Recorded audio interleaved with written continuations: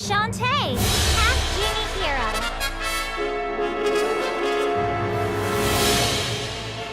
I have always been a big fan of the Shantae line of games ever since the original Game Boy, and I've also been a big fan of developer WayForward's line of action 2D platforming games. So I have to tell you from personal experience that if you're a fan of 2D platformers, or even Metrovania style titles, then this is definitely the game for you.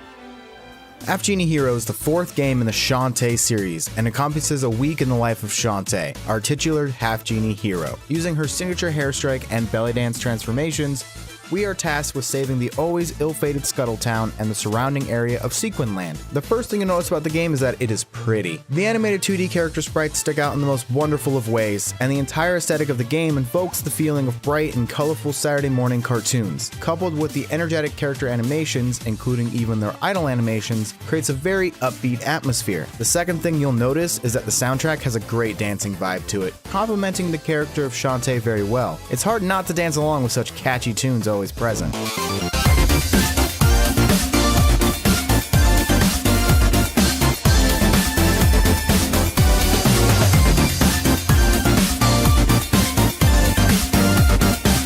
gameplay is equally as excellent. The cheerful nature of the game carries over into the gameplay, adding an extra oomph to Shantae's platforming antics. Combat is simplistic but effective, as attacking enemies is incredibly responsive and rewards timing and patience instead of rapidly mashing the attack button. Defeating foes and destroying obstacles rewards you with currency that can be used to upgrade Shantae's capabilities or unlock new magical abilities via the Scuttletown shop, adding variety to Shantae's already large moveset. The major elements of all Shantae games, however, is her belly dancing transformations. Shantae has 8 forms that you can use in the game, allowing you to scour areas for secret power-ups or hidden relics. They also play a heavy role in normal platforming, with forms being able to climb walls, move underwater, or fly through the air. This has always been a strength of the Shantae series, rewarding players by thinking outside of the box when utilizing these transformations in regular level progression. None of these abilities go to waste either, with each level of the game making strong use of Shantae's powers.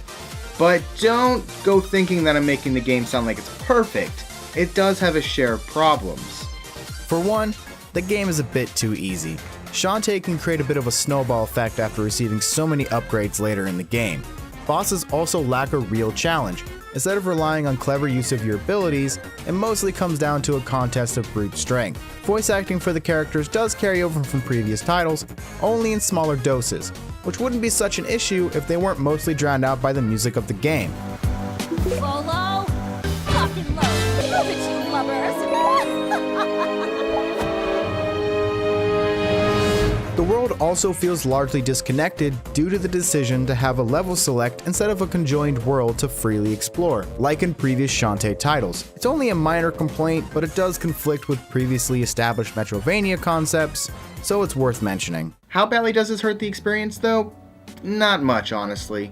Shantae Half Genie Hero is still an incredibly competent action platforming game that delivers on all fronts that it offers.